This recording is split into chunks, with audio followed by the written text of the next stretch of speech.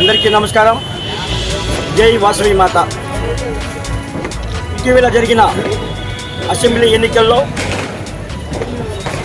అఖండ మెజారిటీతో కని విని ఎరుగని ఊహలకే అందని విధంగా తెలుగుదేశం పార్టీ ఎన్డీఏ కూటమి అభ్యర్థిగా పోటీ చేసినటువంటి మనందరి అభిమాన ప్రియ నాయకుడు శ్రీ రఘుమాటి వెంకట కృష్ణారెడ్డి గారు భారీ స్థాయిలో అఖండ మెజారిటీతో ప్రత్యర్థులు కూడా ఊహించిన విధంగా వాళ్ళకి చేసిన తప్పుడు పనులకి చంప పెట్టుగా ఈ ఓటు రూపంలో బలంగా ప్రజలు బుద్ధి చెప్పారు అనేదానికి ఈ ఎన్నికలు ఒక చంప పెట్టు వాళ్ళకి. అటువంటి కావ్య కృష్ణారెడ్డి గారు అఖండ మెజారిటీతో విజయం సాధించిన సందర్భంగా మా ఆర్య వైశ్యుల మిత్రుల ఆధ్వర్యంలో ఈ రోజున సంబరాలు జరుపుకుంటూ కేక్ కటింగ్ చేసుకోవడం జరిగింది. ఆర్య వైశ్యులు అంటేనే శాంతికి చిహ్నం. అన్నదానంలో చేయాలన్నా, దైవ కార్యక్రమాలు చేయాలన్నా, సేవా కార్యక్రమాలు చేయాలన్నా ఆర్య వైశ్యులకి పుట్టుకతో పుట్టినటువంటి లక్ష్యం అది. ఎవరు చెప్తే వెచ్చడి కాదు.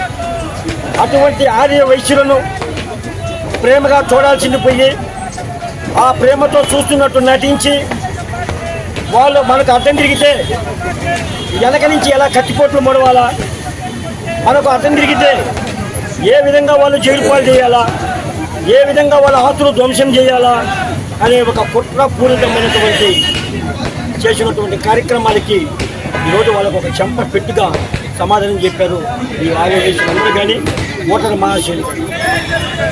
మా నాయకులు కావ్య కృష్ణారెడ్డి గారు గెలిస్తే నేను గెలిచిన 3వ రోజు తుమ్మరపేట రోడ్డు శంకుస్థాపన చేస్తాను, రైల్వే అండర్ పాస్ చేస్తాను, కలుగొలమ్మపేటలో ఉన్నటువంటి బ్రిడ్జికి అర్ధాంతరంగా మునిగిపోయినటువంటి దానికి అండర్ పాస్ శంకుస్థాపన చేస్తాను, పారిశ్రామికంగా ఈ అభివృద్ధి పదంలో ఈ కావలి నియోజకవర్గాన్ని చేస్తానని చెప్పి ఆయన హామీలు ఇస్తుంటే రిజల్ట్స్ రాకముందే త్రివేది ప్రసాద్ మాకు పార్టీ నుంచి వెళ్ళిపోయి అక్కడ పనిచేస్తున్నాడు, ఆయన జైల్లో పెడతాం గెలిచిన 2వ రోజే. ఆ జైలు ఎక్కడుందో కూడా తెలియదంట. అదేవిధంగా బృందావనకాలు గోల బగలు కొడతారు. బృందావనకు వయసులందరూ కూడా ఏకదాటిగా చేశారండి. పాదెత్తి నాగరాజు గారు సోషల్ మీడియాలో చేస్తే సోషల్ మీడియాలో వారం రోజుల తర్వాత అతన్ని ఆడేస్తారంట. గాదం శెట్టి వేణు ఆయన అభిమానంగా ఆ పార్టీకి వెళ్ళిపోతే ఆయన ఏదో ఆస్తులు ధ్వంసం చేస్తారంట. మీ పనికిమాల చేష్టలు కాకపోతే ప్రజలు మీకు ఏ విధమైనటువంటి బుద్ధితో ఓటు వేశారో ఆ పెట్టెలో ఉన్నటువంటి పెట్టెలు ఓపెన్ కాకముందే ఇన్ని కుట్రలు చేస్తున్నారే, అవి ఓపెన్ అయిన తర్వాత కదా మీరు చూడాలి. ఇవన్నీ కూడా ఈరోజు అదే స్థాయిలో మీరు మాట్లాడితే అంతకంతగా మేము ఈరోజు విజయం సాధిస్తే మేము ఏం చేయాలా, దానికి మించి చేయాలా. కానీ మా నాయకులు మాకు నేర్పేది ఒకటే, ప్రజలు అభివృద్ధి కోరుకున్నారు, ప్రజలు వాళ్ళు 10 సంవత్సరాల తర్వాత నుంచి ఏ కార్యక్రమాలు చేయకపోతే మనం చేస్తాము, మన మాటలు నమ్మారు, మన మాటలు విన్నారు, మనం చేస్తాము అనేటటువంటి వాళ్ళు ఆశపడ్డారు అని చెప్పి మంచి ఆలోచనతో మనం గెలిపించారు. కాబట్టి మనం అటువంటి మంచి అభివృద్ధి కార్యక్రమాలు చేయాలా, మనం వీటికి దూరంగా ఉండాలని చెప్పి వాళ్ళు చెప్తా ఉంటే వాళ్ళకి మీకు తేడా. నేను ఒక్కటైతే చెప్తున్నా, కావ్య కృష్ణారెడ్డి సింహం లాంటోడు. సింహం ముందు ఫ్లూటోడు బాకండి, సింహంతో ఫోటో తీర్చుకోవడం తీయండి, తప్పులేదు. కానీ ఆ సింహం తోక పట్టుకోవాలంటే, ఆ సింహం గాంధీంచాలంటే మీరు ఎక్కడో ఉంటారు. ఆయన ఇంతవరకు కూడా గాంధీంచలా, సంయమనం పాటించాడు, సహనంతో ముందుకు పోయాడు. ఆ సహనంతో ముందుకు పోయాడు కాబట్టి ఈరోజు మీరు ఓట్లు వేపించుకునేదాకా మీరు కావల్లో బతకగలిగారు. ఇకనైనా మీరు బుద్ధులు మార్చుకొని సంయమంతో సహనంతో కావ్య కృష్ణారెడ్డి గారు చేసే అభివృద్ధిలో మీరు కూడా పాల్పంచుకోండి. ఏమన్నా వాళ్ళకి ఏమైనా ఉంటే సహాయం ఉంటే చేయండి, సలహాలు ఉంటే చెప్పండి, తప్పులేదు. అదేవిధంగా మా కావల్లో మాకు వయసు నాయకుడు ఉన్నాడు. మరి అక్కడ గత ఎమ్మెల్యేకి మాజీ ఎమ్మెల్యేకి మనకి ఆయన ఒక ఆలోచన ఉన్నాయో తెలియదు, కానీ ఈ నాయకులు వాళ్ళకి ఆలోచన కల్పిస్తారు.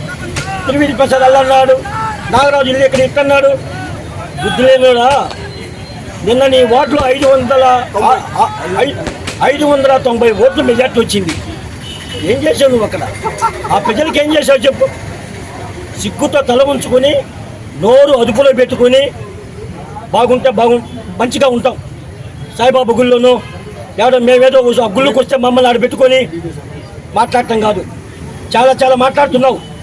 చాలా సందర్భాల్లో కొన్ని ఇళ్ళన్నీ మాకు చెప్తున్నాయి. ఒకసారి మా జోలికి వచ్చిన మా ఆర్య వయసులో వాసవి మాత ముద్దు బిడ్డల జోలికి వచ్చిన తాట తీస్తానని చెప్తున్నాం. తాట తీస్తా. మేము యానాశెట్టి శిష్యులం.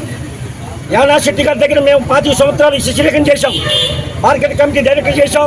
మా శిష్యుడు తిరుమీరి ప్రసాద్ అని చెప్పిన గర్వంగా బతికాం. ఆ శిష్యులకు పెరిగాం కాబట్టి సహనంగా ఉన్నాం.